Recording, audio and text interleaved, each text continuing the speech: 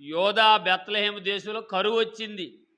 కరువు వస్తే అది వాళ్ళు ఎక్కడికి వెళ్ళిపోయారంట? మోయాబీ దేశంకి వెళ్ళిపోయారంట. మీకు టక రెండు మాటలు పరిచయం చేస్తాను. యోధా బెత్లెహేం అనేది రొట్టెల గృహం.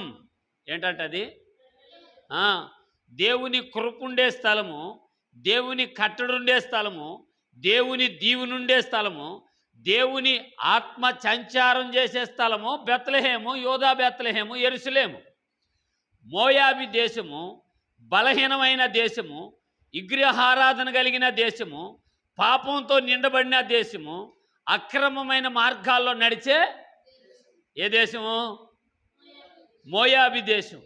ఆ మోయాబి దేశంకి యెరూషలేము నుంచి ఒక కుటుంబం ప్రయాణం అయ్యి వెళ్ళిపోయిందంట. 2 నిమిషాలు ఓపిక పట్టండి. స్తోత్రా. యెరూషలేములో ఉండే కుటుంబం ఎక్కడికి వెళ్ళిపోయింది?